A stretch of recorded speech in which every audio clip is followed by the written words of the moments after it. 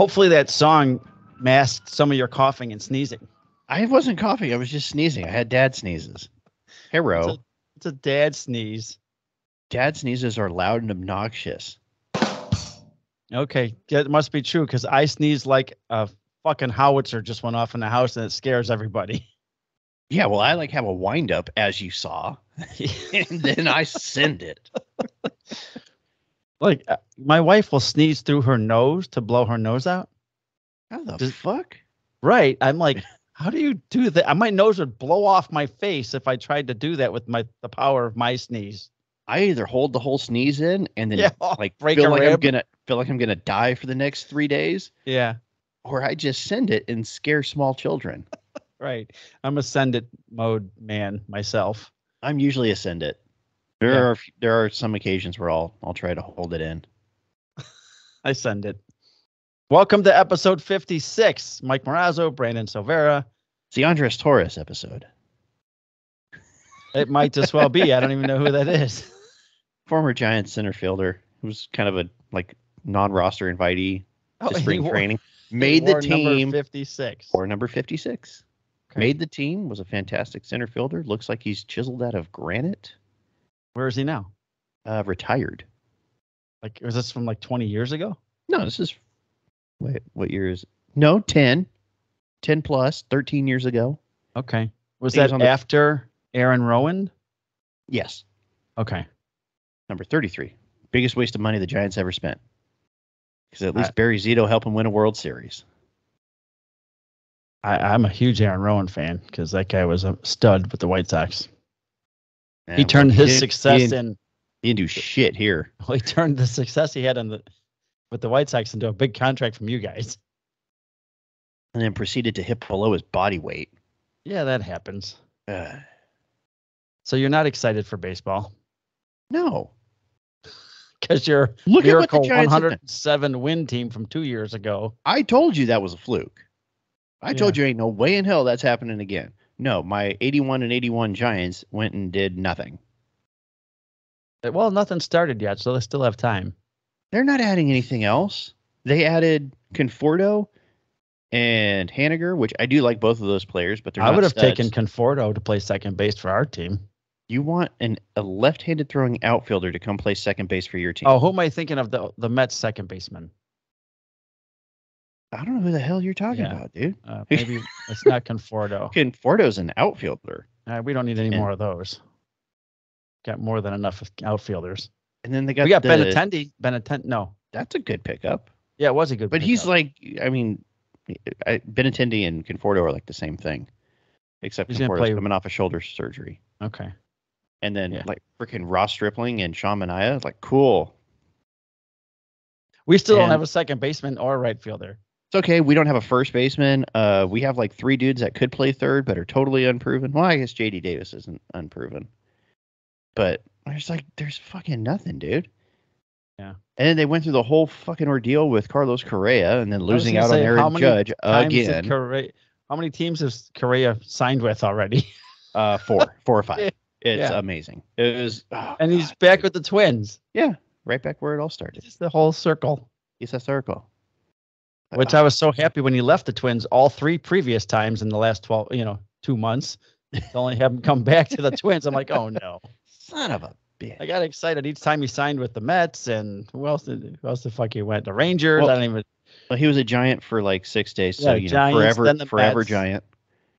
Same thing with Arson Judge, forever Giant. He was a Giant for 90 seconds. Really, that was the big one that you thought you were going to get. I was so pissed. Yeah. I was starting. I saw the update from Heyman, otherwise known as that dick. John Heyman? You don't like John Heyman? That fucking asshole. He never gets anything. Out of the gate. He never gets anything right. I'm fired up, man. Get me talking about fucking baseball. Can we talk about football? Football's going much better. We are. Can we please? We did that in the pre-show. People can, because I don't want to talk about football. No, I don't know what the Giants are doing. I don't understand how you, as an organization, can say oh yeah, price isn't going to be an issue, and then you fucking lose out on the biggest and best free agent out there, and you lose a starting pitcher.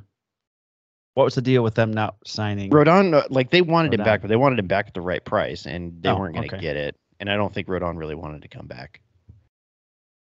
I don't know why we didn't keep him, but because he was going to be too expensive. I'm getting the only way the Giants can get people to come to their team is if they offer them like an opt out if they have a good year. Like, hey, we're going to overpay you if you play like shit, but if you do well, you can leave. Like, I don't understand their negotiating tactics. We should have free agency in law enforcement. Actually, we do. A lot of departments are doing sign-on bonuses for laterals and all out here in Illinois. It's like same out amazing.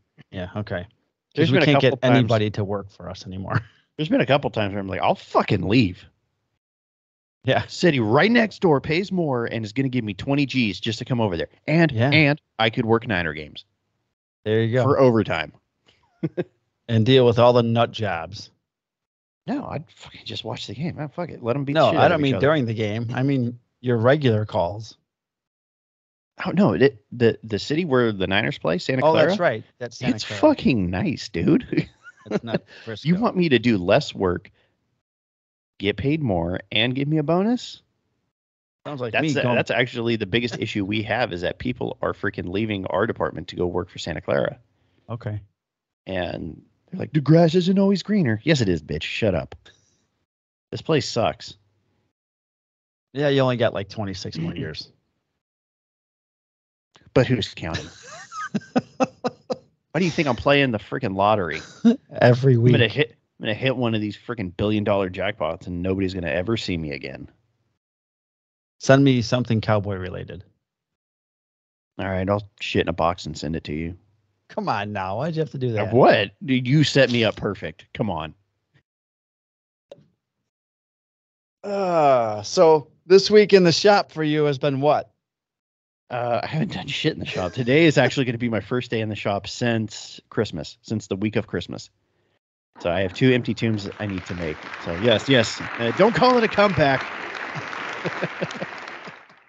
So I got 2 empty tombs I need to make for. Can you describe an empty tomb to me? Okay, so I'm gonna put the coffee down because I forgot what they look like. Because I talk with my hands.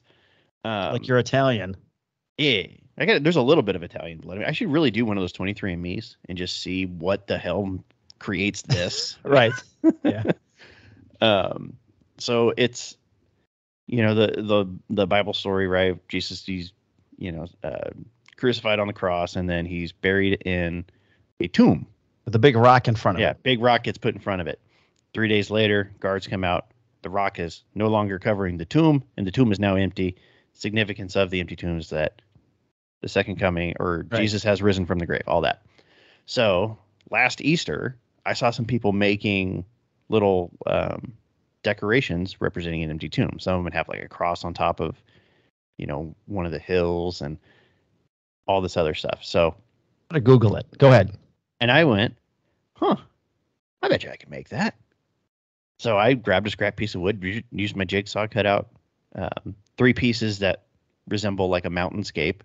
Okay. Rounded them over, glued them together, cut out a little spot for where the entrance to the tomb would be. And then I have a loose or free-floating piece that you can put in front or move off to the side, depending on what time of year, and stain them with weather wash to give it a little bit more of a natural, earthy kind of look.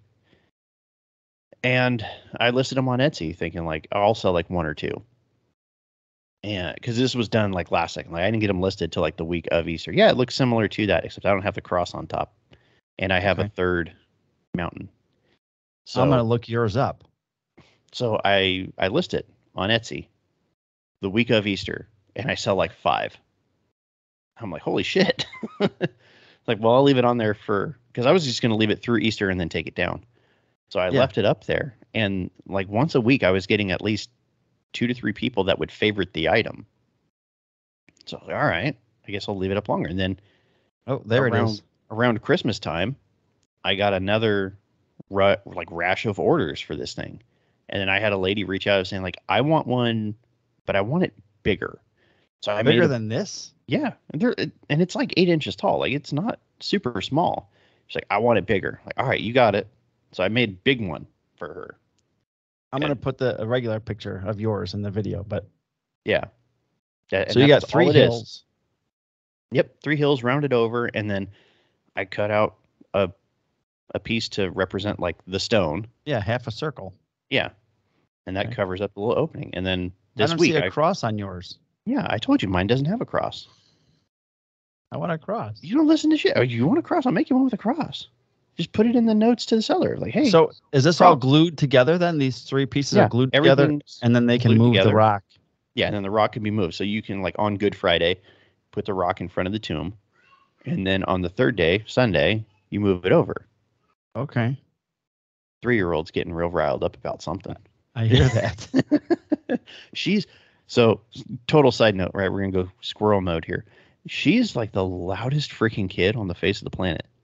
Really? Yeah. She gets really passionate about stuff, and she's like, no, I'm going to turn the volume up to about 30. That's good. But yeah, I put no like super real hardcore detail thought into that. As a part-time woodworker, I will say that looks rather simple to make. It is. And that was the whole idea behind it. Like, wow, that looks really easy to make. I could probably bang out a bunch of these really quickly. I'm going to do it. And then I just threw it up on Etsy. Like the description is not like, I didn't put a lot of thought into it. I didn't stress about taking, like 1 million, like great pictures and extra lighting and all this shit. I just threw it up there. And it's the single best performing item on my Etsy shop. I'm like, I don't get it. Do not understand it. Well, keep it up. I mean, sometimes the simplest things do the best. Yeah. So I got 2 of those to make. One I have to ship out pretty soon. Did you make a template for cutting out the hills, or you just randomly do it? Everything is freehand. And I put that in the description. It's like, look, it may not look exactly like this because everything is freehand. Right. You should take one and make a template out of it. And then actually, when you get your CNC, you can have your CNC cut those parts out. Yes. When I get the CNC, then I will worry about, I'll just save the file and just cut it out, and then I'll be done with it. Yeah. Which hopefully will happen end of this year. That's the fingers crossed goal. All right. But get to sell it. Yeah. If only it was that easy. Like, I need to make some. I took some time last week to play in Inkscape a little bit. And was it me and you talking about Inkscape, or was I talking to somebody at work about it? I think I was talking to my buddy Mark about Inkscape. He's a woodworker as well. He like builds furniture, and when he needs it, he used to build houses and shit. He's my hiking buddy, but he's got a shed that's a shop. Doesn't get to do as much woodworking as he'd like, but he's trying to make something for his Jeep, and he was talking about Inkscape, and he was asking me about what software I use for certain things. And I'm by no means an expert. I'm actually considering paying Sam over at Uncharted Customs on Instagram. He actually has an Inkscape course on his website that I'm thinking about taking. Oh, nice. Because there's a lot of features to it that I just don't understand, and I'm not like computer software guy, or especially graphic design. Yeah, I tried it like 3 years ago. But what I wanted to do with it was to try to visualize sign ideas. So I made a point to sit down last week, and I designed kind of 2 signs, and they're not to scale or anything like that. I just wanted to be able to visualize like font and color. So I have 4 signs that I designed that I want to make, and make them kind of as stock that I could take to like craft shows and stuff like that. Because the goal again this year is to do a craft show. I didn't do it last year because I never had time to freaking build up stock. I all my stuff I do to order. Right. Yeah. So because I don't have the storage for it, but this room is kind of turned into a storage room, so it'll all go in here. There you go. So, and pricing out CNCs because I'm impatient. Well, you should price them out because maybe you'll see a sale that you might not be able to pass up. Yeah. So, well, there's been a couple. I've even been checking like the resale markets, like Facebook Marketplace, OfferUp, stuff like that. And there's been a couple of good deals where I was like, I'm about to piss off Annie and just go do it. I was like, you spent $1,500? Yeah, sorry. but you'll make it up in that time. Well, I don't know that I will. You will. That's It'll pay kind for of itself. Well, I mean, probably, but it's going to take time. And once you start using it, you can make so much stuff with it quicker. Well, yeah, and you'll would love sell to, it quicker. And for me, the biggest issue is finding quicker. Customers. Yeah. So I'm a little mad about my website. Yeah, is it not performing? No one's going there. It's like I get the monthly Google update. You've had 0 visitors to your website this month. See, and that's what keeps me from making my own, because I know that I have to drive all the traffic there. Yeah, I don't know what to do anymore. And I'm a great consumer of content on social media. I'm not a great producer of content. So yeah. I'm not going to sit there and plan out a reel and do the freaking monkey dance and all that stupid shit. It's not me. Like, I'll do stories and I'll like take people through their bills. That's one thing I'm going to start doing is when people order something off of Etsy, I'm going to send them a message of like, hey, follow me on. Right. I do that on Instagram and follow along with your build, because I do every order. I build every order as it comes in. I don't, I said, I don't have a buildup of stock. So I'm going to start doing that and make a more concerted effort to do stories, because I was doing stories pretty well for a while there. And then I think I just got jaded because I wasn't seeing any results, because I've been stuck at like 1,954 to 58 followers for 2 years. I had incredible growth early on. I hit 1,000 within like 2 months. I hit like another 500 like 6 months after that, and then I hit a brick wall. And no matter what I did, I could not grow any further. Yeah, I don't understand the whole. I haven't really posted anything in weeks. I'm in a rut where I'm not in the shop. I haven't been in the shop. And that's been the other thing, is I haven't been in the shop. Yeah. So I'm making a few things here and there. Those signs I told you about. I'm sorry. Are you done with your? I was going to show. I know I had mentioned it, I think before, but one of the things I wanted with the kids, the 2 older ones, I wanted to kind of show them like, hey, you can take this idea, we'll put it in the computer, we'll send it to the laser, and then we'll make some stuff. So I let them pick a superhero logo, because I was showing them that. Okay. I had made I was going to make a Batman one. So yeah, I showed them how I did this one. Yeah, I love it. Very cool. And I let them pick theirs. And for some reason, they decided to go with DC, even though they're like Marvel kids. No, yeah. Like, I don't understand you guys. What the hell? So my daughter, of course, she wanted to do Wonder Woman. Yeah, that's awesome. Which I have to say, these are probably the best paint jobs I've ever done. And my son, I think because Batman was taken, he was like, well, I'll do Superman. So we did. Very cool. Yeah, they look great with the laser doing that work. Yeah, and I mean, I'm thrilled with how these came out. I know I can't list them because I don't want to freaking bring on the wrath of Sony and DC. Well, you can until they tell you not to. Forget. They don't care about Wonder Woman and Superman. It's the Batman stuff. I saw another one.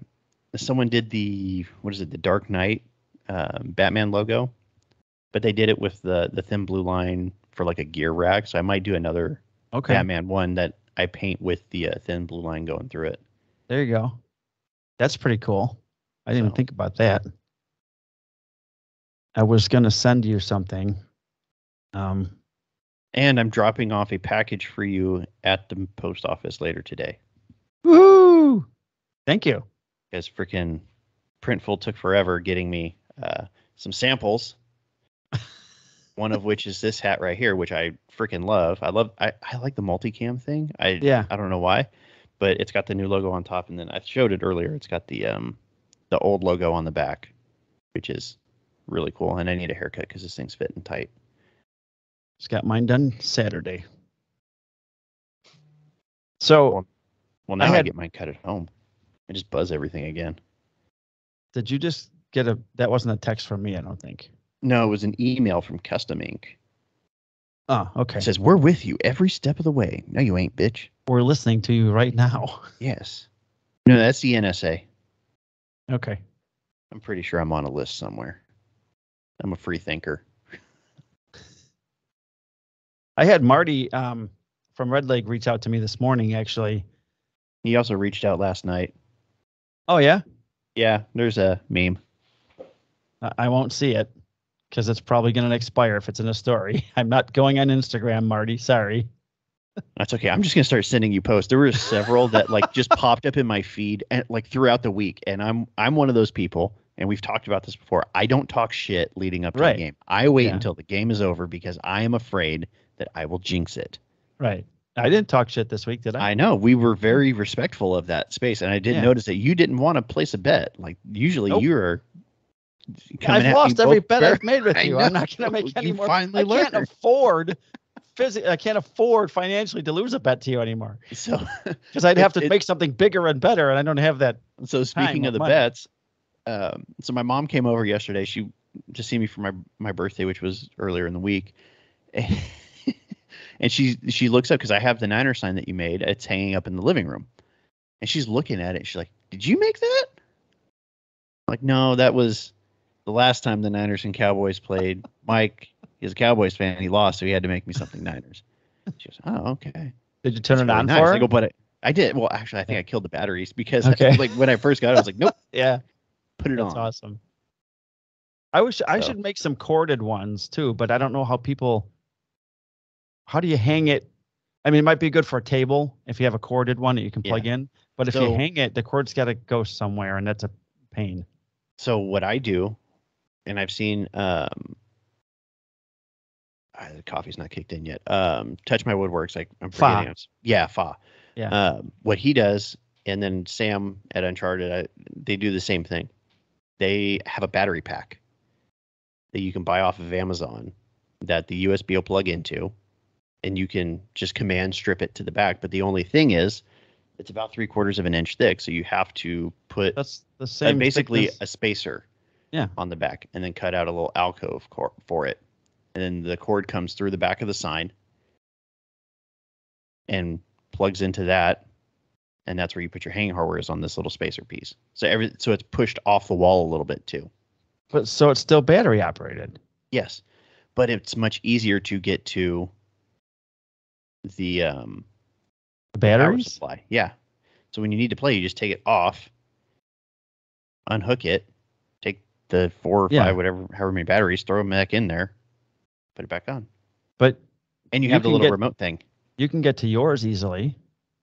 Well, I bought the strips before. That's what I used to do my flags with. And then with the remote, and you can change the colors. Yeah. They're from China. And they suck. Half the time the remotes break. It's just cheap. So the lights I use now, I've never had Christmas lights. I've never had a problem with them. They work nice. There's no remote. It's just one color. Yeah. That's the issue. But so Marty reached out to me this morning.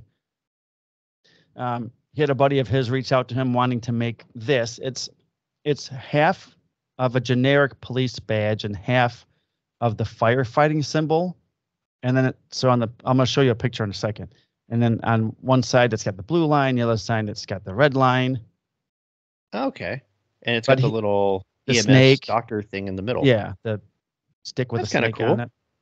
Yeah. So he said, Marty said, my buddy, who's a good friend of mine, reached out and asked me if I could make this, but I just don't have time to do it. He wants it as big as possible. I don't even know what that means. He said I'll give him your information so he can contact you. And I'm like, okay, well, it's got a mid-March deadline.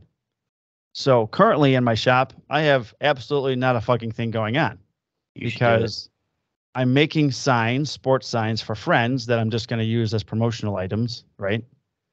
And I'm in the middle of a home remodel. So when I told you that I have a problem in the shop, my problem is when it's daylight out, I don't like being in the shop. So this is going to make a problem for me when I go to days because I had to be in the shop for 6 years because I had nothing else to do. And I didn't just want to sit on my ass and watch TV all night. Yeah. So I built this amazing wood shop. Since I've been on days in the detective division, I haven't been down here. There's stuff to do during the day. Yes. There's places that are open and people that are around and things places to do. To go, people to see. Right. So I thought, uh-oh. Because by April, I'm going to days, like in patrol permanently. Yeah. And I thought, I'm in trouble because I come down here and I look around and I go, well, I don't have to be down here. And especially because I don't have any orders. So it's not like I have to be in here working on something. And I've got so much home remodeling stuff to finish that I really can't do it at night. A lot of it is noise permitting. I'm going to be building a mantle for the fireplace. And in order to put this mantle up, I need to secure a 2x8 to the brick, which requires a hammer drill. Yep. And, all that. Yeah. Can't do that at night. So I'm going to be doing that during the day. And then, after I finish that room, which is really close, mantle and doors, that's all that's left for those cabinets. And then the room is done. Then it's time to trim out the hallway upstairs and all the wainscoting and the stairs going up on the wall, stairs going up, and then the hallway up there. I just got lots of stuff to do. So I don't know if I'm actually going to be in the shop much. Yeah. My buddy Bill came over and spent hours fine tuning my jointer. He sends me a text the other day. How's the jointer running? I go, I have no fucking idea. I didn't run any wood on it. I've got 36 pieces of wood stacked on it right now. I'm looking at. So I told you in the pre-show that Kim and I moved all of our boxes from, forever into a storage unit. Yeah. A lot of those floor to ceiling, all the way across the wall, was on the opposite side of my shop wall that I want to open up. So now that's all gone on the other side. And now I can actually move the wood that's laying up against the wall on this side and open up that wall. And I can start framing out the shop to make it bigger. If I'm not going to be in it during the day, I don't know if I really want to. No, it makes total sense. I got to make the bigger shop that I won't be using. And then I'll have to get a second air purifier system for that side. Oh yeah, naturally. You gotta trick that side out. I went to lunch. I will say this. I really like my shop being in the garage because I actually get that outside daytime stuff because I just open up the big door. Yeah. I live in California where, not the last few weeks, but it's typically sunny and pleasant outside. I would love a shop out in the garage spring through fall. Yeah. Not so much in the winter, but we get humid summers here too. So the wood would be all, that's kind of the nice thing here is it's pretty dry, but it's nice to be able to like walk outside. Like the kids go play outside while I'm in the shop. Mm-hmm. And then every now and then I just poke my head out and make sure nobody's dead. Right. Or kidnapped. Yeah. Well, I mean, we have a little, I always joke, we live in a gated community. Oh, hello. So, yes. But no, like we do have a gate and then it's just like a little circle. Okay. It's the weirdest thing in the world. Like it's like this one little development popped up and they're like, we're going to put a gate there. There's like maybe 15, 20 houses in this literal circle. So it's really, I love it because it's like when I grew up, we went outside. I think I'm the last generation that did this. You went outside when the sun came up. Right. Came home and you played all day when the street light came on. Yeah. That was the universal sign of get the fuck home. Yeah. But there were no adults outside in the front watching us play on, out in the street or anything like that. Like, right. So that's what we do is we send the kids outside and like, look, just stay on our side of the circle. Right. Yeah. That's cool. So it's nice that they get to be able to do that stuff. And then I poke my head out or I'll be out in the garage and it's fun. I'll go out there with my son and the neighbor kid, and while they're playing football, and I'm the all-time quarterback, and I'll go out there and throw the football for them. How long till you get a Purdy jersey? Oh, I'm already working on it. Okay. I figured. Big cock Brock. Yeah. So I think I'm still going to open up the shop because I want to put my jointer over there, and I think I'll put my bandsaw over there, and I'll put the drill press over there, and it'll be like big tool side. Yeah. And maybe some other benches and some French cleat wall hanging stuff. And it will make my organization way much better. Way much better. Way much more gooder. Way much more gooder. So we'll be starting that soon since I have no projects coming up unless I get this one from Marty's friend. Then I don't even know how much I would actually charge. Probably like $350 if he wants a big wooden one. I can figure out how to do that snaking thing if it's going to be maybe a scroll saw part where it's pieces. Just do it 3D. Like I would make that part sit on top of it. On top, yeah. Because you could use your CNC to engrave out a lot of stuff. Yeah. So cut out the shape, put engrave the stars in it, and then tape off the. Yeah, like taping stuff off would be kind of a pain in the dick, but yeah. Well, we'll figure it out. I think it'd be easier than cutting every individual piece and gluing it together. Shit. Yeah. So I spoke to I don't know if I mentioned this last time. I have a friend who's a realtor. I think I did, and I'm trying to figure out a pricing option for cutting boards. So I hadn't even addressed that because I've been so busy with work. But like you said, to get the 2x, what does the Forest to Home kit, the bigger kits come with? Because I bought everything's already. Oh, it's S4S. It's already right. Like it's basically you just glue it. I have 2 of those boards here that I made. I don't really like the thickness of them because they're just over 3/4 of an inch. I'd like to make thicker boards. But I guess if I stood them up this way instead of laid them down, then they'd be thicker. Yeah, but then then it's gonna be a smaller board. Yeah, I'd have to get 2 kits into one. Yeah. Or what you could do is, and I'm going to do this for us because Annie has. I feel bad for her because she has all the prototype things, all my learning pieces. But I had ordered a bunch of cherry in anticipation of getting a cutting board order from somebody that I never got. So I have some 4/4 cherry sitting there that's already S4S. So all I got to do is rip it down, chop it up, and glue it up, and then I can have a very hefty ingrained cherry board that I want to make for her because she's getting more into because we homeschool and she's getting more into trying to think of the best way to describe this so that people understand it.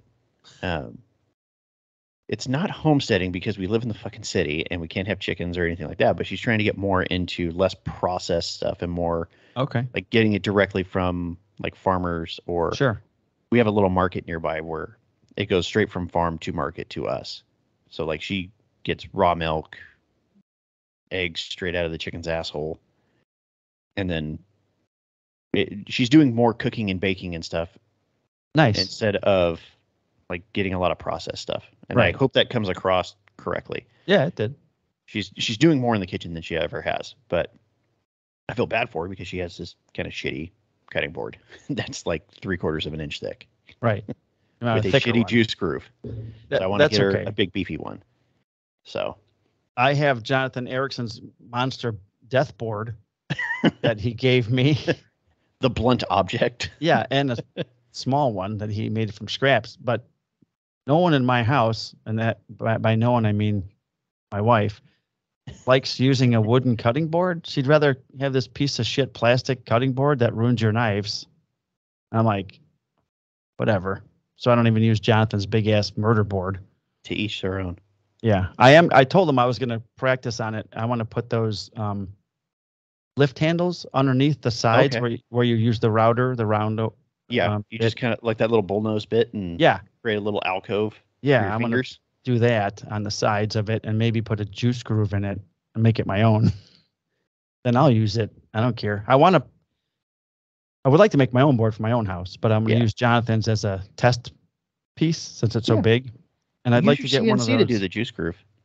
Yeah, I did that for Danny's board that I made for him, although the spacing wasn't exactly the way I wanted it to be, so I have to practice around with it. But I want to my get own little juice groove jig.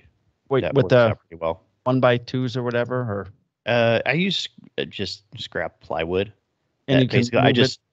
Oh no, I it's just 4 L-shaped pieces. Oh, okay. That I put double-sided tape on, and then I stick it down On the side of the board. Yeah, on the side of the board, and then the router just boom, boom, boom, boom, boom, Okay. butts up against it. It's the same idea as that adjustable one from like Kiwi. Yeah. But Okay. no, I just Works good though, right? I'm cheap. Yeah, it works fine. Yeah. Because the one that Annie has, I tried to eyeball it and freehand it. It's Okay. not good. That's Not good. great. No, it was that's not good. smart. Yeah, Like that's one not side's very- deeper than the other. Yeah. One side's a little fucking like snake thing. not a good idea. It's no. It was obviously a first try. Yeah, I thought about making a jig like the last one I did on the CNC, and it came off like 1/32 of an inch over on one side. I can tell. Yeah. Danny couldn't tell. He doesn't, but to me, I could tell. But I had someone send me a video on how to do it properly with the CNC 2 years ago. I was West Kentucky Woodworking. He had sent it to me. I downloaded the videos onto my phone so I could, go back and look at them. And it's a very good video and explains how to do it with the board. And so if I actually want to do it properly, I can, bring that up again and look at it. But it's from Falling Creek Woodworks. Okay. He sent me the video on how to do it. So what I've started doing, because I get the same way of like, I can see the error, so therefore I don't want to send it out. Yeah. What I do now is if I see it, I take it to Annie, I hand it to her, and I go, tell me if there's anything wrong with this. yeah, that's a good idea. And she'll look at it and she goes, well, because you're giving it to me, I know there is, but I don't see it. Right. So Like, and I'm looking for it. I go, okay, right. cool. Okay, good. That's kind of, she's my QC. Okay. Because I see, like, you and I are the same. Like, we see all the imperfections. Right. We don't see how nice it looks. We see where we made a mistake. Exactly. So I think every maker has that issue. yes. So get you a significant other Yeah. and bother them. Take it to them and go, tell me what's wrong with this. Okay. I never even thought of that, but yeah. And then when they go, it looks fucking good. Get out of my face. You go, okay, cool. And then you Good. can ship it. Right. All right. I'll start And then doing that. when you ship it, you just put a little sticker in there of like quality control done by, and then you put your spouse's name. That way, if there's anything wrong, they were like, I don't know who this Right, Annie KM character is. They're fucking bunch of idiots. Or you just assign a number to them, like Yeah. 18. Like QC, like what's your favorite number? 10. Hers is 18. Got it. Yeah, 18. QC 18. Yeah, QC 10, and then send it off. All right, so I've got some pretty big news I haven't even shared with you yet because I just got an email last night. Ooh. But Do we have breaking news? we do have breaking news. Hey, we haven't used this in a while. Yeah. And now breaking news with Mike Marrazzo. Mike. Thank you, Brandon. I am coming to you live from the Marrazzo Woodworking Shop. I want the guy who's the weatherman from the Family Ollie? Guy. Yeah. Yeah. And here's Ollie with the weather. Ollie. It's cold. It's raining sideways. Thanks, Ollie. Where's your umbrella? Inside out, 2 miles back. All right, breaking news. All right. We have picked up a sponsor for the entire year for the show. A whole year. Sponsor the entire year. I'll believe it when I see a check. Surf Prep. We got a All text right. from Hannah, or an email from Hannah yesterday in reference to sponsoring the show. We tried to get her on last year and it got really hectic at the end of the year. And then she said she wanted to sponsor some episodes. So I'm like, okay, cool. And then she said, how much is the sponsorship? And I sent her an email, right near Christmas time or whatever it was.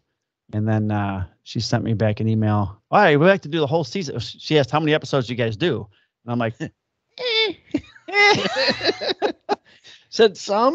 We do some. 35 to 40, basically. Yeah. It's about right. It comes out to 35 to 40. And then she just sent me an email. Yeah, we like to do the whole season. Holy shit. And then they want to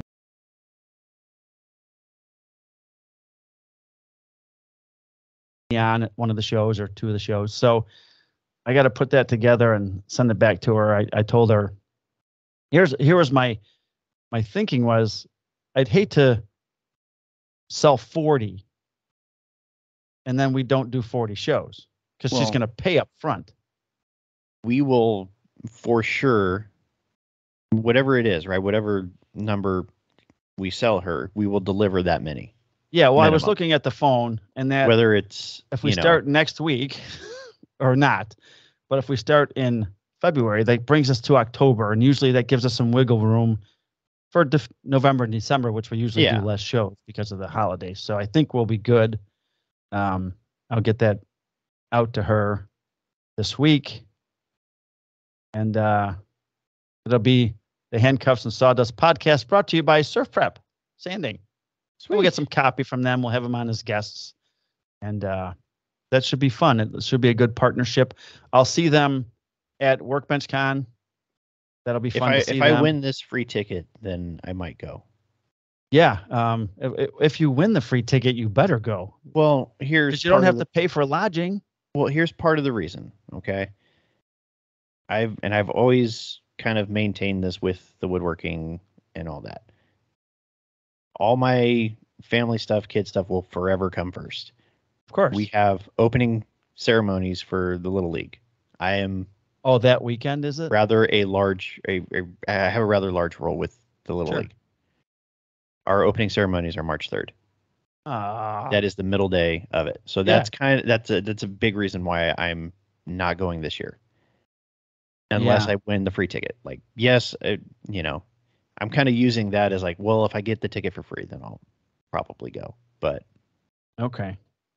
Yeah, we leave on the 2nd and come back on the 5th. So yeah, because I think it's the 2nd through the 4th or something like that. Yeah, it's like Thursday the 2nd's the check-in, Thursday evening, or like late and then afternoon. It's like the 3rd, the 4th, and then all Friday, all Saturday. Yeah, and then everyone leaves on Sunday.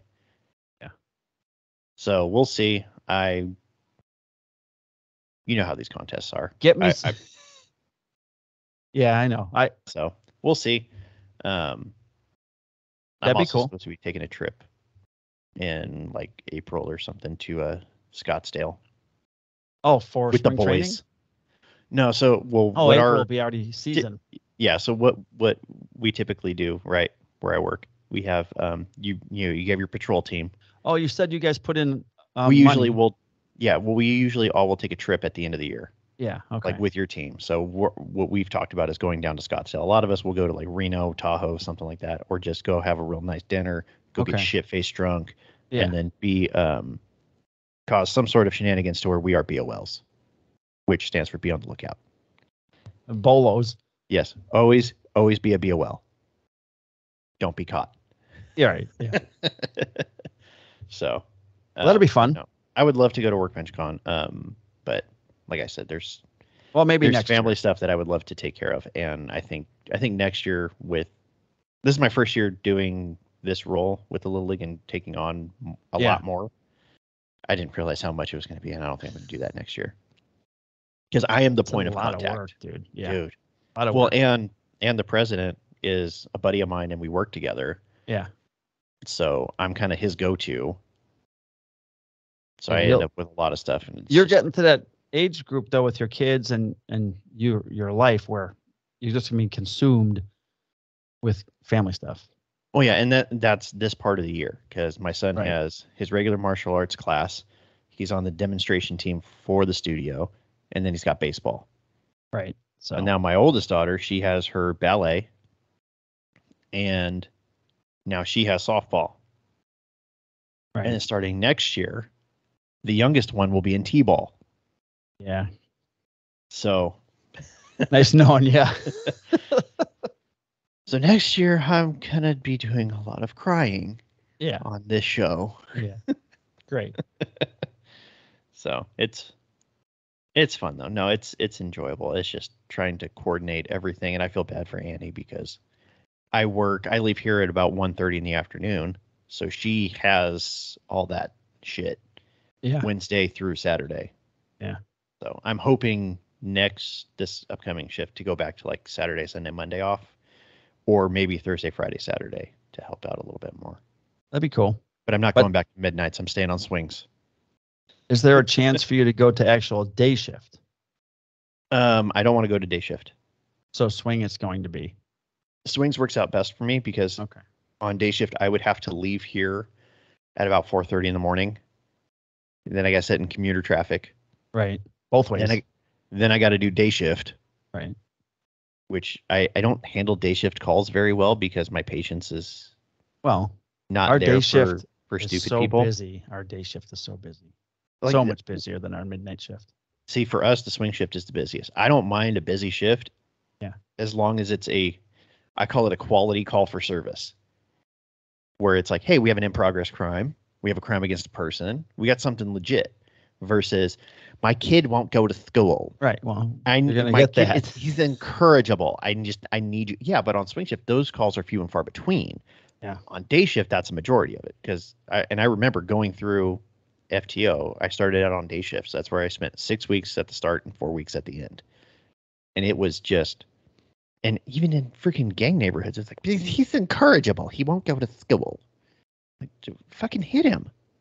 I've already warned my next team, shift I'm going to, that my current team doesn't want me on their calls anymore because they have no patience for anybody. And it's only going to get worse because the people on day shift, you can't talk to them the same way as the people on night shift. Yeah. Because they're a different type of people. Yeah. You got a day shift, you have to deal with taxpayers. Yeah. So night shift, you've been warned. Deal with the crowd that you can tell to go fuck off, and they'll be like, okay. Yeah. That's my favorite thing. I tell all the new guys this once they get off of probation because I don't want to screw them up while they can still very easily be fired. I always take them to the same 7-Eleven, and it's right by one of the larger homeless encampments and has a problem with them coming there. Yeah. I go, what? You go, just wait. And one of them will come like scurrying across the street, and I look at them. I go, hey, go back to the fucking creek. And they turn around and they go back. I go, see? And now you've saved the 7-Eleven any and all problems, and you've prevented a call for service. High five. Yeah. Let's go get a Slurpee. Which, when we switch over to work stuff, I have... Which is right now. Okay, and we're pulling the old switcheroo. So, we have no recruits on our team right now. Okay. And I can actually tell a story about my buddy's recruit because it was not good. It was very bad. But anyways, since we don't have a recruit right now, my buddy and I are doubled up. He's got a newborn, so he's just gassed. So we're getting loaded up and car together. Yeah, so we'll ride. Oh, we'll ride 2-man. Okay. Even though usually we like to have our own car, just so that we don't have to deal with other people's bullshit and we can do whatever we want when we want. Yeah. But because he's got a newborn and is absolutely exhausted and feeling it because it's his first, so he and I are doubled up, and there's a call for service at our 7-Eleven. This is the good 7-Eleven. This is the one where the guy is always nice to us. He always makes sure there's a fresh pot of coffee anytime we go in there. All this stuff, like he's good. He's good people, and not because he gives us free shit. He's just a good dude. And there's call comes in of a homeless male outside, swinging a knife around, yelling at customers. Which, okay, well, is he threatening anybody? No, he's just being crazy. Okay, all right, well, it's our 7-Eleven, and you don't fuck with our 7-Eleven. So the helicopter, I guess they didn't have anything to do, so they were like, all right, we'll go. Which is, if you can ever work for a department that has a helicopter, I missed that opportunity. Do that. Because the whole time we're driving, we're stuck in rush hour traffic, and we're like, I don't care. Like, he's gonna probably just scurry around. He's over there. He's like, yeah, he's just standing there. He's being crazy. Like, he's not bothering anybody, or he's not actually like hurting anybody or anything. Like, he smacked the shit out of the sidewalk. Actually, my favorite thing is like the helicopter guys. They don't give a shit about, like, radio discipline or anything like that. Yeah. So they're up in it, and he's like, yeah, he's he just beat the piss out of the sidewalk there. Nice. Actually, it sounds more like, yeah, I can see him. I see the shit out of the. So we're getting the updates when we get over there and get our whole little posse together, roll in. And I jump out of the car, and it's funny because we have the same kind of demeanor. He just goes, "Hey, come here." Yes, sir. Like super chill. Still carrying a knife? No, he actually reached into his pocket, took out the knife, and then my gun came out. I go, no. He sets it down in his shopping cart. Nice. And then he walks over and I go, okay, that's better. So he ended up having to get this, a $20,000 misdemeanor warrant for trespassing in another city. Wow. That's we got down to the jail.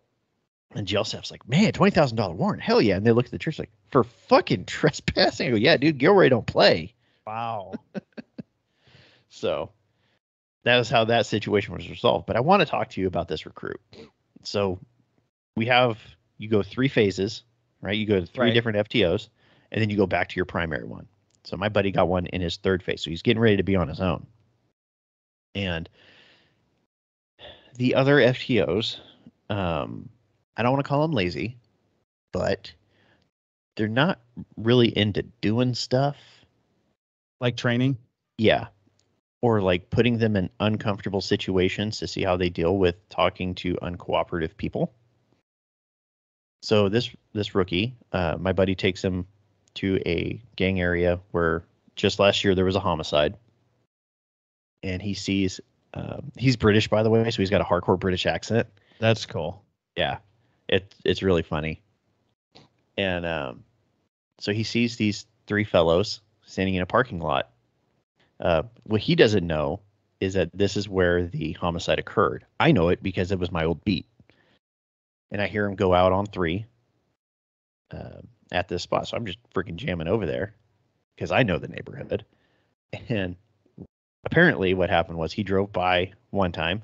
He tells my buddy, he goes, I think I saw them drinking. And I just imagine him talking as Pip from South Park.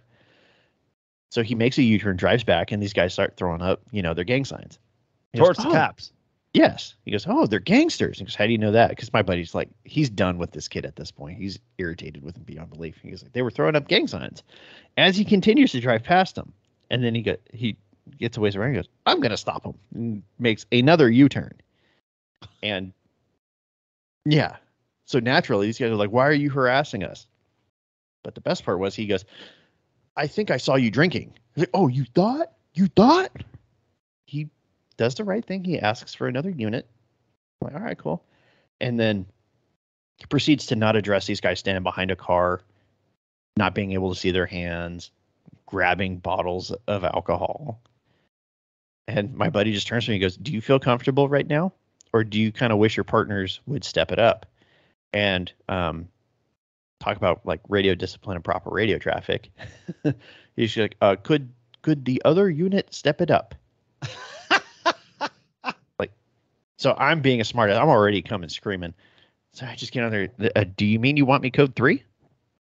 He goes, oh yeah, that. So we get there and stuff. And apparently it was the guy that got murked. Apparently it was his birthday and his homies were out there drinking and I made them cry. Did you make him pour some out for their homie? Oh, I did. I said, let me say that Jameson real quick. I'm like, for the homies. I pulled it up, poured it out. This is my favorite thing to do with people that are drinking in public is to take their booze and just pour it out in front of them. So we kind of gave him some shit for not recognizing all that stuff because it's his entire team is full of FTOs and he's the only recruit. So there's 5 FTOs. So we all kind of train him. Right. Yeah. And so I asked him, is that the first time you've dealt with people that were uncooperative? He's like, yeah. Okay. Yikes. Oh, I go, well, for your first time, not bad. You found the right people. I go, these are the droids you're looking for. These are the droids you're looking for. To try to like pump him up because he's been getting hammered on shit. Yeah. Like, hey, good job. Good job. These are the people. That's the shit we want to see. He goes, I go, now go do it again. So he takes my buddy. My buddy's like, you motherfucker. So he makes another car stop and asks for another unit. I come up there and my buddy's just like head in hand, just shaking his head. I'm like, what's up? It's like, he goes, go up and talk to the guy. I'm like, okay. I'm like, hey, dude, what's up? He's like, oh, no, I got pulled over for, you said I made a bad turn. I'm like, okay, cool. Walk back. I go, so he's fucking drunk. He goes, yeah. He goes, this numbnuts is just going to cite him for the bad turn. And let him go. Fuck. So he Like, gets a ticket and then smashes into somebody, and No, then you get in trouble for that arrest. I walk up, I just tap him on the shoulder. I'm like, hey, dude, what you book doing? this guy for 501? Oh, we call it a 501. Yeah, for us it's a 23-152 or deuce. He goes, so what you doing? It's like, oh, I'm gonna cut him a sight for the bad turn. I go, or, and I'm just supposing here, you do a DUI investigation. And he kind of looks at me. I go, you don't smell that?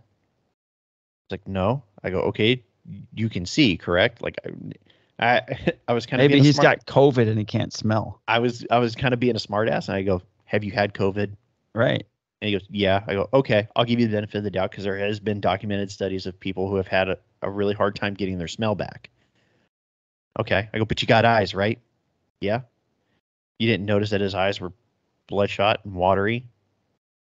And you have ears that work, right? Yeah. You couldn't hear the slurred speech? And he just kind of sheepishly like looking at me. Let's go get him out of the car. So he goes to pull him out of the car. I'm standing up at the A-pillar. And for those of you that aren't cops that don't know what an A-pillar is, it's the very front pillar of your car that like kind of holds your windshield in. So I'm standing there. And this dude's right hand goes down by his right waistband, kind of like at the 4 or 5 o'clock position. This kid doesn't address it at all. My gun is already 3/4 of the way out of the holster. So like if he produces, I'm getting 2 weeks off. And finally, he comes out with a cell phone. I'm like, you're fucking dumb. So I grab that hand and I tell him, I go, that's a good way to get shot. Hand it to the rookie. Rookie walks him over. Does a really shitty little pat down real quick. And then starts his DUI investigation while this guy is being mouthy the entire time. Takes his hat off, like hands it out to the side for me. So I take it and fucking fling it across the street. That's right. Oh, I'm sorry. I thought you wanted it over there. My bad. We'll get it later. Takes off his little jacket overcoat thing, is lifting his shirt up while this rookie is trying to do the field sobriety exercises and is constantly screaming, don't fuck with me. Don't fuck with me. Lifts up his shirt. Look how strong I am. Don't fuck with me. Starts pounding on his chest. I'm standing behind the guy like, you're going to fucking die, dude. Like this guy's going to cave your face in. And so we all teach and learn about pre-assaultive indicators, right? He's hit a few. Am I correct? Just a few. Here's one that he hit that I've never actually seen in person. He started like rolling up his pant leg. Like, what the fuck? I started laughing. I'm like, I've never seen that one. And I'm waiting for this kid to do something. Right. And he starts to demonstrate the walk and turn. Like completely turning his side to the guy. I'm like,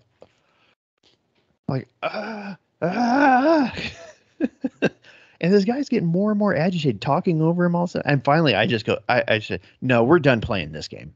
Fucking grab his arms, throw him in handcuffs, hand him off to the crib, go put him in the back of the car, put your camera in there on him, and then meet me over at my car because we're going to talk. I start walking over. My buddy walks over. You should have let him fucking hit him. Yeah. I go, yeah, but like this kid is about as big around as my leg. Like, he was going to die. Nice. So we had the come to Jesus talk with him. I was like, dude, like you didn't see any of that? It's like, no. Like, fuck, dude. Like, all right, go get your fucking DUI paperwork. What the hell's going on over there? My kid's like sweeping the floor or something. Is he sweeping or is he dropping the people's elbow up there? Yeah, I think he dropped a body on the floor. I'm trying to mute the microphone. That's fine. You can hear my kids yelling in the background. He's doing. It's a big broom, apparently. Yeah. It's a big body shaped broom. So I freaking tell him, go get your DUI paperwork. And my buddy just shakes, he's pissed off. I'm like, dude, I'll supervise him. Like, you relax for a minute. So he's getting stuff. I go, hey, dude, I go, fucking take a breath. I go, yes, you fucked up. Move on. You still have to finish your DUI investigation. We still got to do all the other shit. Just fucking move on, okay? Forgets to put himself en route to our alcohol investigation bureau. I'm sorry, what was that? So we call it AIB. I think it counts for Alcohol Investigative, either building or bureau. I don't know. Okay. It's just basically a place where we have like the calibrated breathalyzer. Okay. Or we'll have like the phlebotomist come over there to draw blood. Wow. Okay. Sorry, interrupt. Yeah. It's fancy. So, yeah, I know. Big city problems, right? So he forgets to put himself en route there transporting a prisoner. So I sent my buddy a text as we're driving over. You know he forgot to do that, right? He goes, yep. Just waiting to see how long it takes. I go, you want me to do it over the air? He goes, yeah, I kind of do. Embarrass him. So I do it. So we get down there, and this guy is still just he is just motherfucking everybody, not going with the program. And this kid is like just not addressing. He's just face buried in his paperwork doing it. And me and my buddy are just talking shit right back to the guy, like handling the situation. And then finally he makes this really great spontaneous statement like, hey, are you going to give blood? He goes, no, fuck that. I'm going to wait till I'm sober. Thanks, buddy. And air quotes. Yeah. I just pointed at him. I went, you're smart. Yeah. That's a smart move. Is that on camera too? Yep. Well, my body camera is still rolling. Pointed right at him. Like, look, dude, the sooner you get blood, the sooner this is over, sooner we can all get on with our lives. And he's like, I'm going to wait till I'm sober. I'm like, you're so, like, smart decision. Like, I honestly would do the same thing. I would do the same thing. I'd wait till I was sober. Like, you fucking idiot. They're not smart, Brandon. No, we don't catch the smart ones. The smart No. ones become like serial killers and get their own like Netflix documentary. Right. Yeah. So all that shit happens. And finally, like it got to the point where I just look at this kid and I go, hey, do you even want to be here, man? Because I think you'd make a great community service officer. See, that's the thing that you guys can go from patrol to it's CSO. A substantial pay cut, but this, like, I don't think this dude could handle this, like a hairy situation on his own. It's gonna get somebody hurt. Yeah, we'll find out. Yeah, so we recommend it, and it sucked because it happened like his last week with us, and we kind of noticed that he was taking his time getting to hot calls. I don't want to go to that. So that other people would get there first. Of course. So we started going like, my buddy would go, all right, nope, we're taking the primary on this. All of you hold on, let him get there first. Like, unless somebody's going to die. Right, so we obviously start parking like a block away. And like, dude, we would sit there and wait for like 5-10 minutes for this kid to fucking figure his shit out. Wow, dude. Yeah, that's bad. Yeah, it was not good. So we recommended like at least 2 weeks of being extended. But I don't know that his primary FTO is going to really fucking do anything to fix him. Other than just pass him through. That's not good. Nope. So we shall see. How's it going detecting shit? It's going well. Busy. So my buddy Frank came back, and that's who I was filling in for. So he's on light duty now.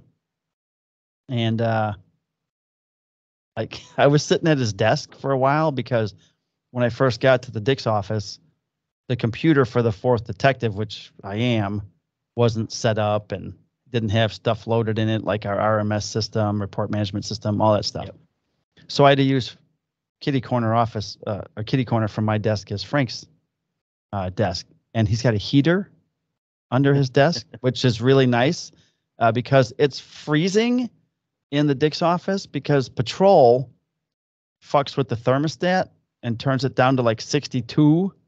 And when it's 30 degrees outside, 62 inside isn't really warm. No. So I've been walking over every morning over to the thermostat. As soon as I get in, I pass the chief's office and I pass the DC, and then the thermostat's right next to DC's office. And DC the other day, what are you doing, Mike? I'm fucking freezing in here. What the hell's going on? Yeah, it's not answering my question, Mike. What are you doing? I said, I'm putting the heat on. So every day now I turn the heat on, but not too high because it gets hot, Yeah. So I put it up to like 67 on heat instead of 62 Reasonable. on air. Yeah. So while I was working at Frank's desk, I thought I broke his heater. Oh, shit. It like blew a fuse or something went crazy.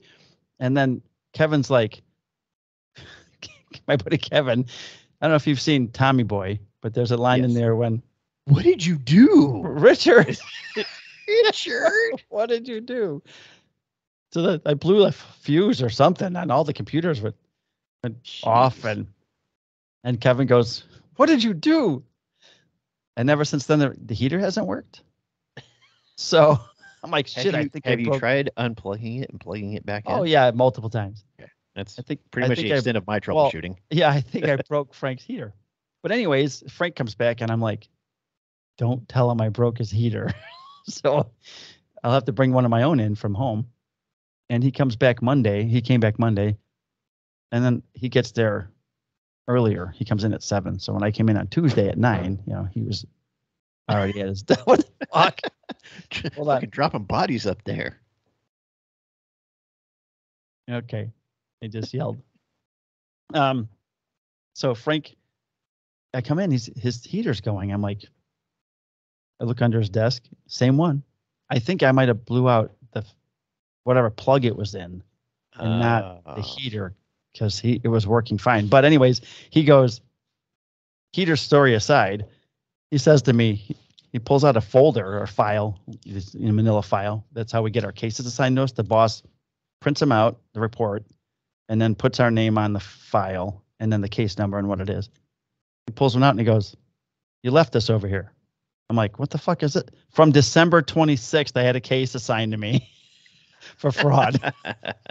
And literally, this is just Thursday. I'm like, what? I look at it, December 26th. It's like a month ago. Fraud. So the victim, went to this kebab stop, whatever that is. Actually, it doesn't even exist in our town anymore. But it did in December. So he goes there. He buys $18 worth of food. And then he gets home and he's got a $2,100 credit charge on his credit card from the kebab stop. Oops. Yeah. So I'm like, oh shit. I screwed the pooch on this one. How did this? I didn't even see this sitting over there. So I called the guy up. I'm like, hey, this is Detective Marrazzo. I got your case. I've been working on your case. We're nonstop. It's a top priority. For a month. And he goes, oh, yeah, thanks for calling. Just 2 days ago, my bank called and said that they just put my money back in my account. So I'm good. I'm like, oh, perfect. Closed. Closed another one. All right, because I got to tell you, I've already chased the IP like somewhere in Syria. So unless you want the U.S. to go to war, might want to let this one go. Close the case without even looking at it or working it. But officer time strikes again.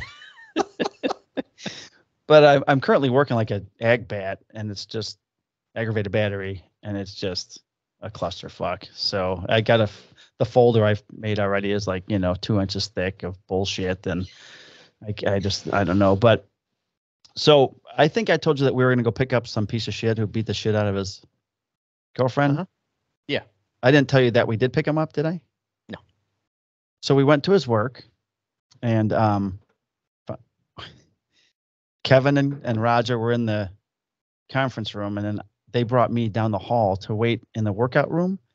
And the boss said, because he wanted me to come in behind him, so he couldn't turn around and run, So he was going to lead the guy down to see HR. Hey, HR wants to see you. And then lead him into the conference room, and then they'd see Kevin and Roger, and then I'd walk in behind him, so he couldn't turn around and beat feet.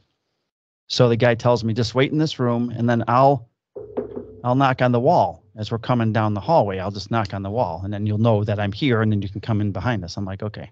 So I'm standing in this dark workout room behind a door.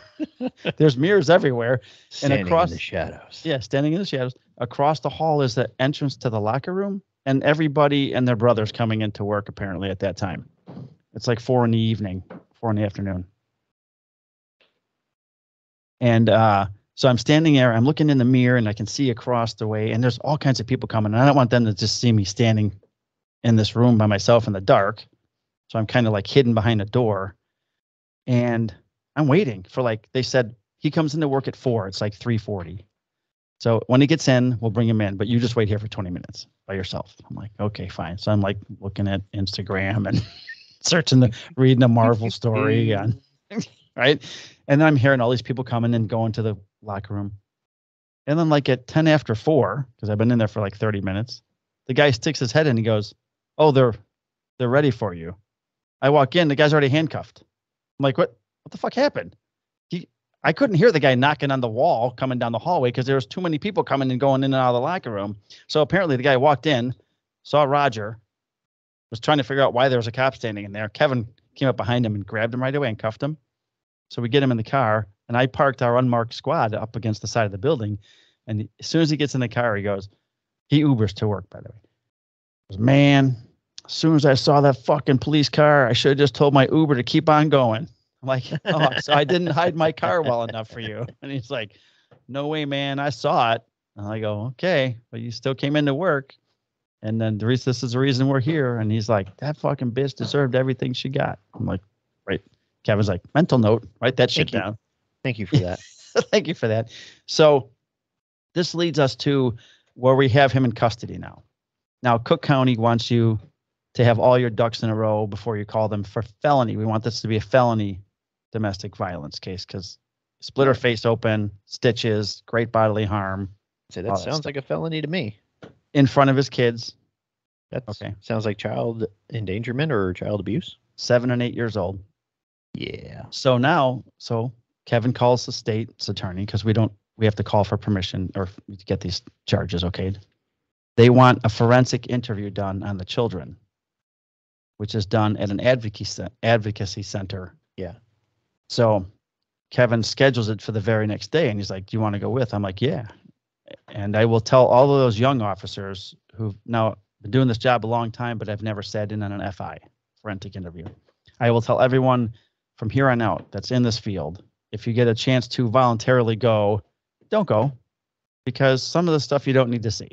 Okay? Because you're going to hear some things that we didn't know were below the surface. You just don't want to see a young kid tell a story about how his dad climbed up on top of his mom, used one hand for balance, and then just fucking pummeled her in the face while the kid was there. I mean, I had to watch both interviews, and it was fucking horrendous. And we're like, okay, well, we get that done.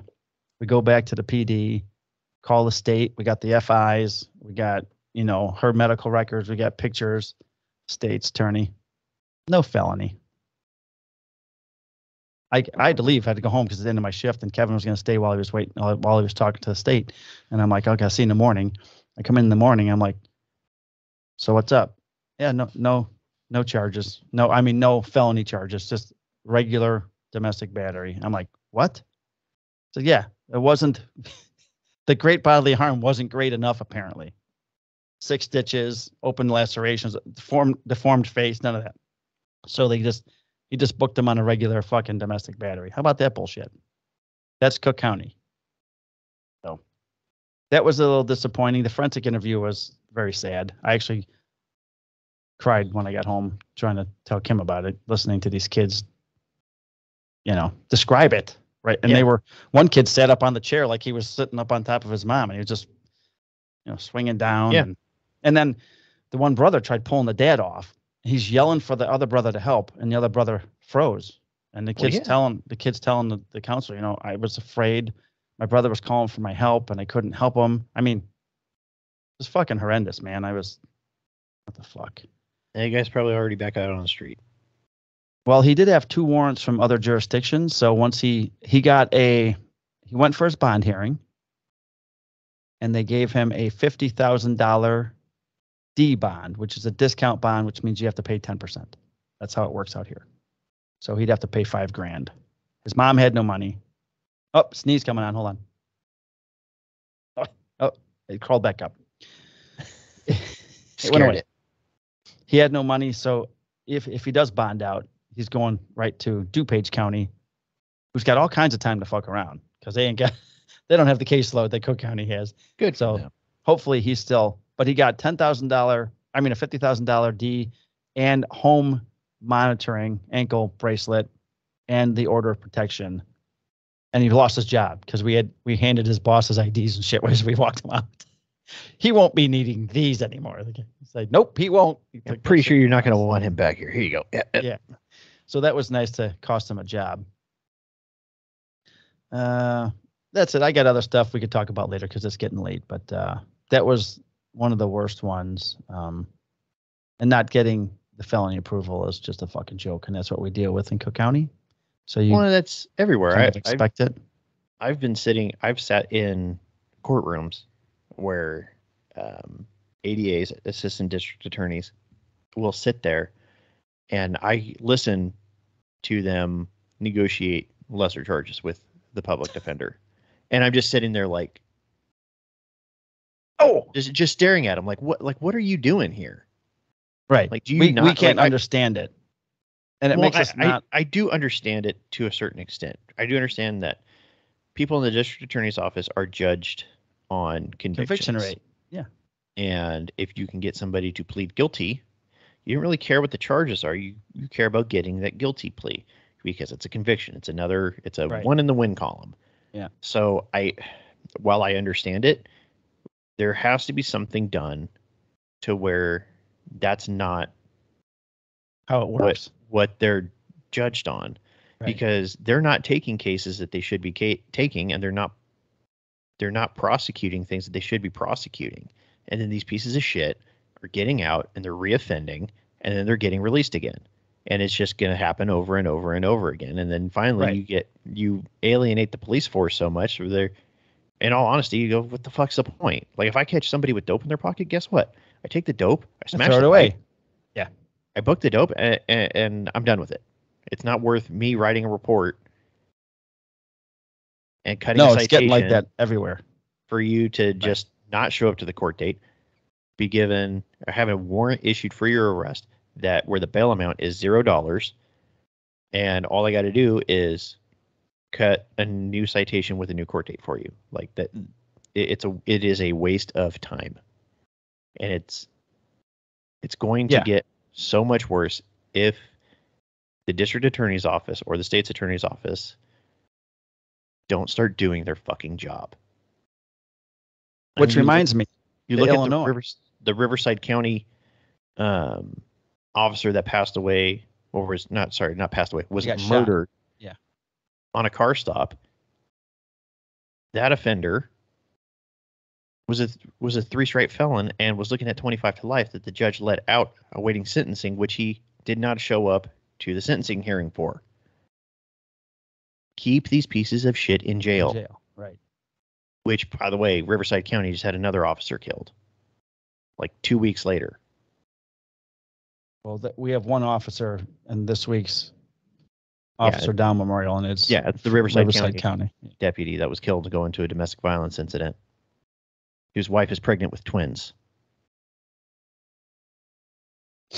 Well, it reminded me that January 1st, the state appellate court put a stay on the SAFT Act, which Governor J.B. Hitler's trying to pass, where no one has to post bond, you just get out. So right now it's on hold.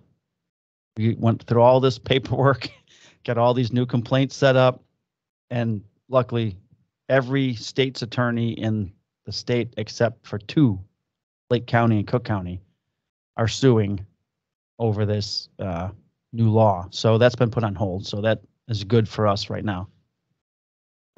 We'll see what happens later on down the year if it reverts back to the whole no bond thing. But I just wanted to say that I had someone come in and turn themselves in. I was working a hit and run case. I had video of her falling out of the bar, literally can't walk out of the bar. And then I got video of her car smashing into another car and then driving through the lawn off onto the road and driving away. The video, I can't see who's driving. I had a witness who says they saw it or whatever. I get video, I watch it. I can see what type of car it is. The good thing is she filled out a job application at the bar before she left. Dope. Yeah. So my witness that I was told in the report from the patrol officer was he saw this person get in this vehicle. So I call him, follow up, and he's like, I saw a female from behind. I said, would you be able to pick her out of a lineup? No, which means I don't want to get involved. Yep. I'm like, okay. So I finally tracked down the car and I call her and she's at school, whatever. I said, hey, can you come in tomorrow? Your name came up in an investigation. And when I go to pick up the video, the bartender, the bar manager says, she's called twice asking about her application status. I go, can I tell her she's not getting a job? He's like, sure. So she goes, okay, I'll be in tomorrow after school at like 2 in the afternoon. I'm like, okay. So then tomorrow comes and I'm like, it's like noon. And I thought, I'll just call her, make sure she's still coming in at 2, give her a call. She's like, yeah, I'm not coming in. Here's my lawyer's number. I'm like, okay. Call the attorney. Said, I need your client to come in. Did she hurt anybody? Nope, nobody was hurt. But bring her insurance card. He's like, okay, we'll be there tomorrow at 8:30 in the morning. Like, all right. He goes, she's going to plead the 5th. I go, whatever. He goes, so if you got a charger, a writer, whatever, she's not going to give you a statement. I'm like, that's fine. So she came in. Sweet, less paperwork for me. I literally had nothing putting her in the car. We know it was her. I don't have video of her walking to her car. I have her falling out of the bar, but then you can't see the camera angle going to the car or even her in the car and no witnesses. So I'm like, she comes in, she signs this waiver that she's not going to speak, all this other bullshit. And then she hands it to me. I'm like, okay, got that insurance card, take the insurance card, amend the crash report with her as a driver and her insurance card information, give it back to her and go, have a good day. She didn't say she wasn't the driver. She's not saying anything. Yeah. So at least I got insurance information from my, the victim. But that's how frustrated I am. Little video. It's really hard to prove people are doing shit nowadays. Yeah. Because the courts don't want just someone's statement. No, they want a slam dunk. Video proof. Yeah. They want video. They want DNA. They want. Yep. So, all right. With that, we will go over to the Officer Down memorial page.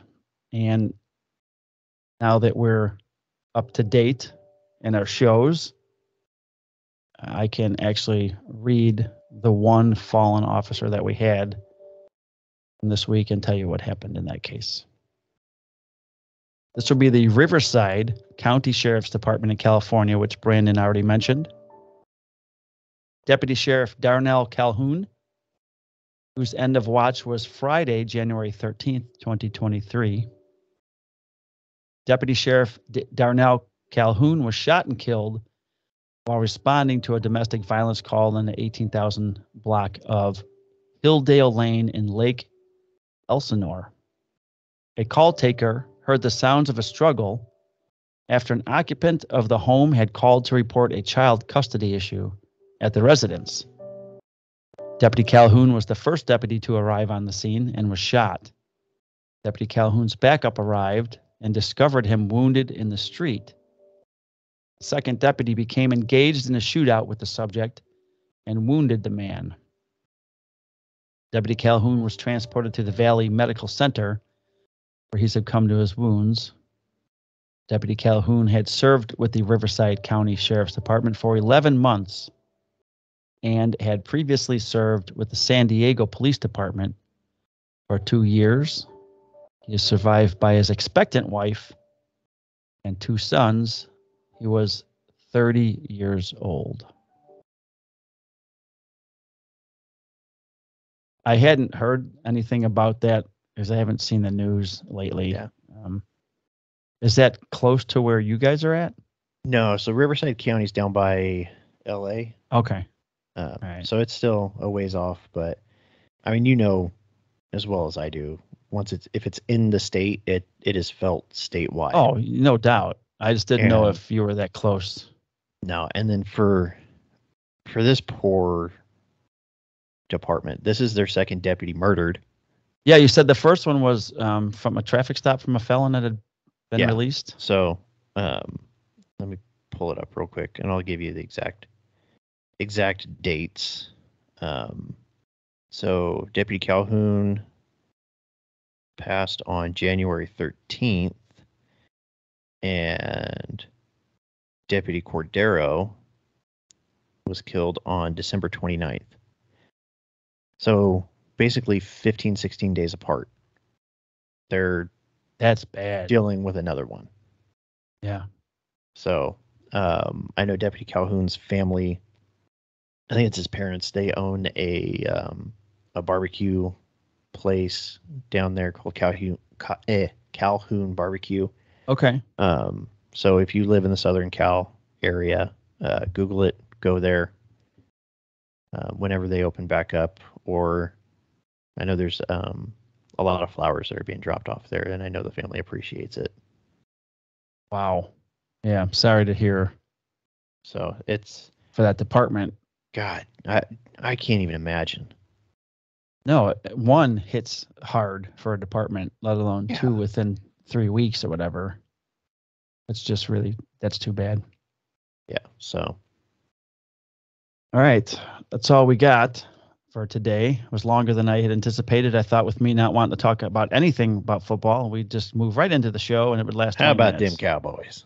Now you don't have to do that. That's like putting salt in my wound. You want me to cue up the Bang Bang Nanner Gang? No. You sure? Fly Eagles fly. That's what I'm saying. Gotta stick with my division homies. You're gonna root for the fucking Eagles as a Cowboys It's our division. fan? I'm the pretty best division sure in football. I don't care. If the Seahawks had been playing the Cowboys, I would have been rooting for the Cowboys. I can't root for either of those two teams, so I'm just pulling your stick. I will say good luck to you. Just abstain. Just abstain. Good luck to you and your team. But I don't even know if I'll watch. Championship Sunday is usually one of my favorite Sundays. If I'm up and awake or whatever, I'm off. I will be off. But I'll be down here in the shop. I'll have it on the TV here. I won't make a habit of sitting down for 7 hours to watch football. I'm going to get some shit done in the shop, hopefully. And I will be rooting for you to have a good experience. Not for the team, but for you. I'm gonna have to get up kind of early. Because Sunday is my first day off, so I don't usually and usually Saturday nights are pretty busy, so. Yeah. What is the game time start for you? High noon. High noon Eastern Standard Time? Nope. 3 p.m. Eastern, so 12 o'clock for me. So lunchtime here. Maybe I'll break out the pizza oven. There you go. I got a pizza oven for Christmas, and I finally got to use it. Is it a brick pizza oven?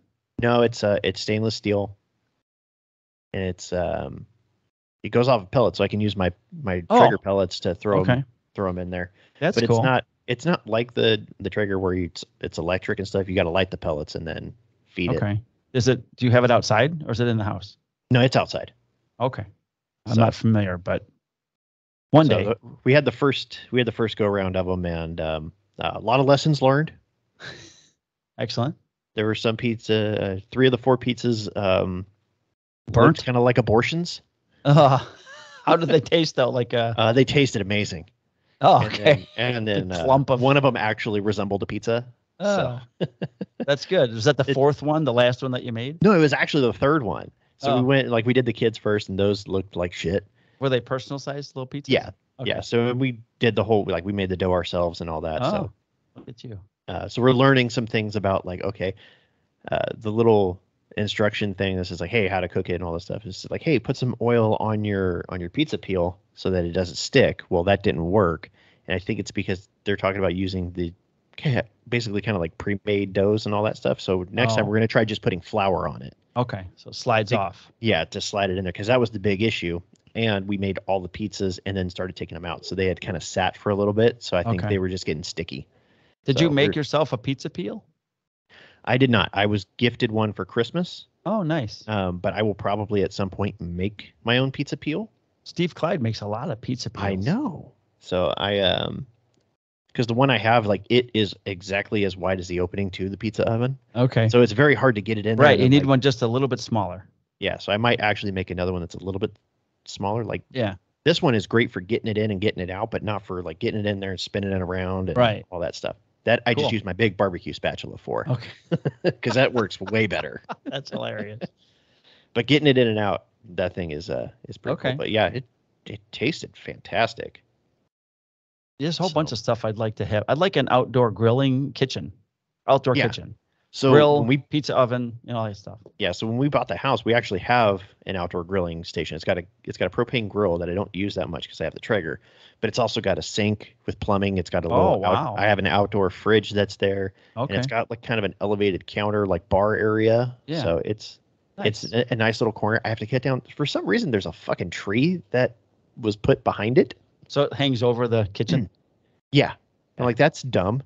So here, once winter really sets in and all the leaves fall off of this tree, I'm going to cut it down. You still have leaves on trees? Yes. It's fucking January. I know. It's California. We don't, we're just now getting to the 30s. Oh, boy. Night. Must be nice. I have like 2 random trees, like one in the backyard by the kitchen and one like off to the side of the house that goes right up against my neighbor's house that are pointless. And I don't understand how the trees got there and if they were planted, why they were planted, unless it was like a seed. Yeah. That's what I'm thinking. Yeah. So those are going to get cut down and then probably used for firewood or something. Nice. So, all right. Thanks for listening and watching episode 56. I don't really have a name for it yet. Hold on. Let's see. We call it pre-assaultive indicators. Pre-assaultive indicate. That's hard for me to say. Or British bitch. Pre-fight indicators. Can we do pre-fight indicators? Because that's what we say. Okay. We call them pre-assaultive because it sounds more fancy when you read it in court. Yeah, it does.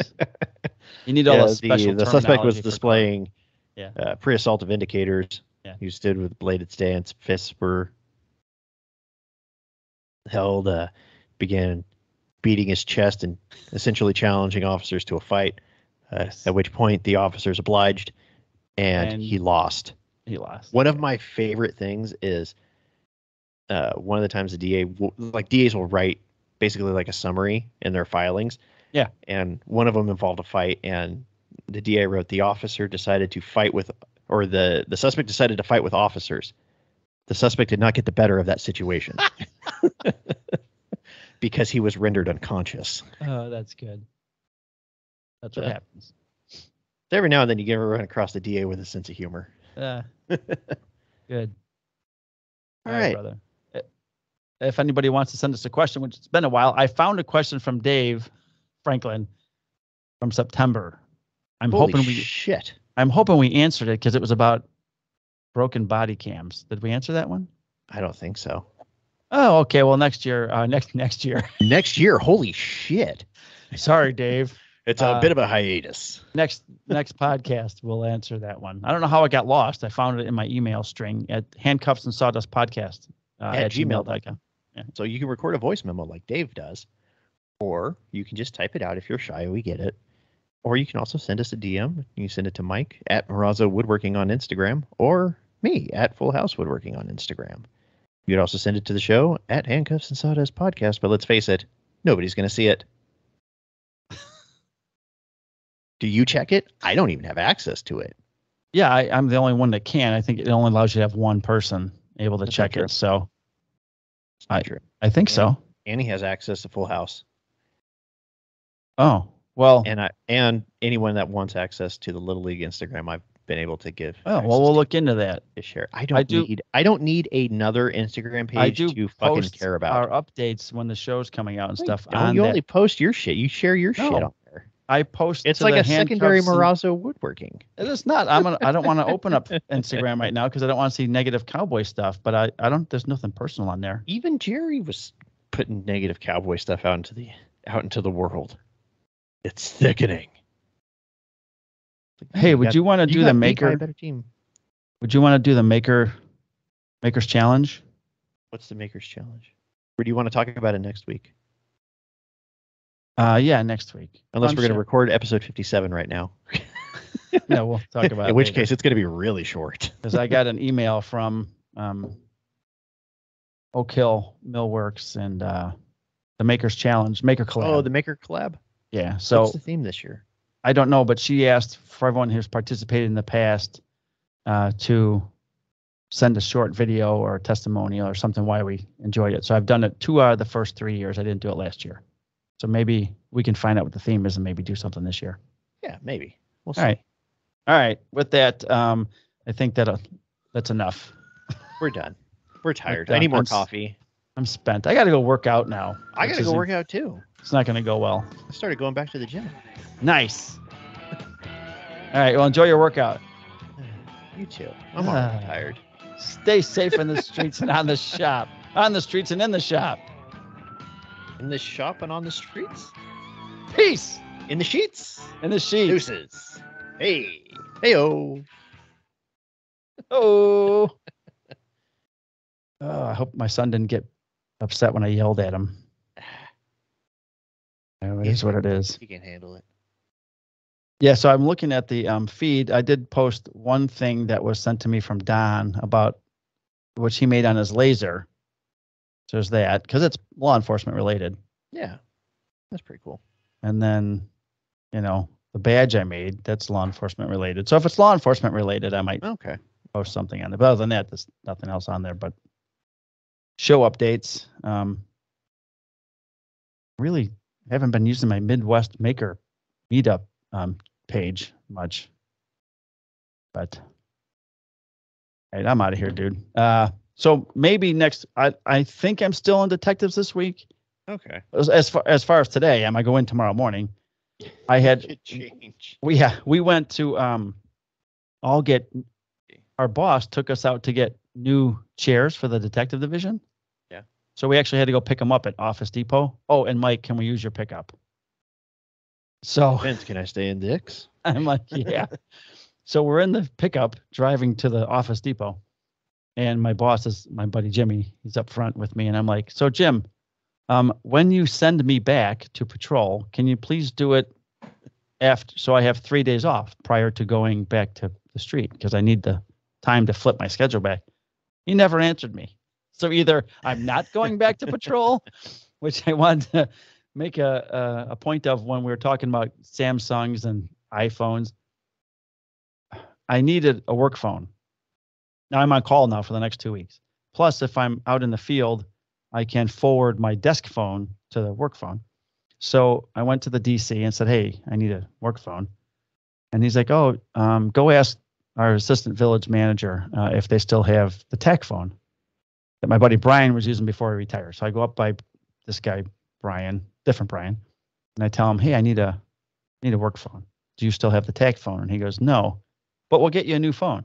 So I'm like, okay. He goes, do you want an Android or an iPhone? I'm like, Android. So my buddy Roger, he's in the detective division with me. It's me, Roger, Kevin, and now Frank's back. Roger, when he came in the other day, he saw at my desk I had a new computer. I've got a Blu-ray player instead of a regular DVD player. And then Brian, the assistant village manager, comes in and goes, here's your phone. And Roger looks at me and he goes, you're never leaving here. You got a brand new fucking cell phone. You got a brand new computer. You got a brand new fucking chair. Brand new everything. They're keeping you in here. I'm like, that's fine with me, but I don't think it is. I don't think that's what's happening. I'm pretty sure I'm going back to the street in a few weeks, but Kim's going to Louisiana in April for a conference. So she asked me, would you be able to go that weekend? So I'm like, okay, well, I don't know, because if I'm in Dick's, then I would be able to go. But let me check the 2 shifts I might be on. So I go into the squad room and I ask my buddy Jimmy, who's on the shift I'm going to. He was working overtime. So I'm like, hey, can you hand me the night shift schedule? So he gives me that. And I look on there. And in April, I'm listed on the calendar, the patrol calendar, as being in my midnight shift. And of course, there's 2 people off and I can't get the weekend off. So I'm like, okay, that won't work.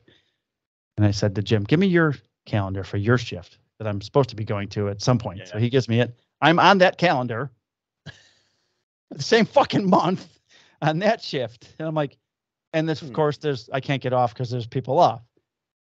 So they got me on 2 different calendars on 2 different shifts at the same time, and I'm still in detectives. I have no fucking idea what's going on. Yeah, but anyways, there we are. Maybe. And to be honest with you, I'm enjoying the detective work, and I like the freedom to come and go, and I don't have to. When you're eating, you can eat. You don't have to scarf your food down.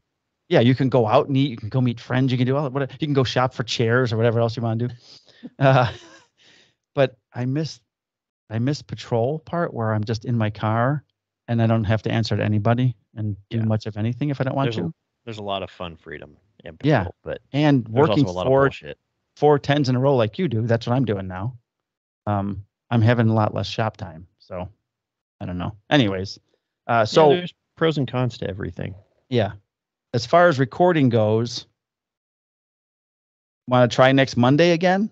Yeah, let's plan on next Monday, same time, same bat channel. Okay. This is all depending on if I'm still in the detective division, but yeah. And if you go back to the street, then we might just have to skip a week. I will let you know. Podcast 11 a.m.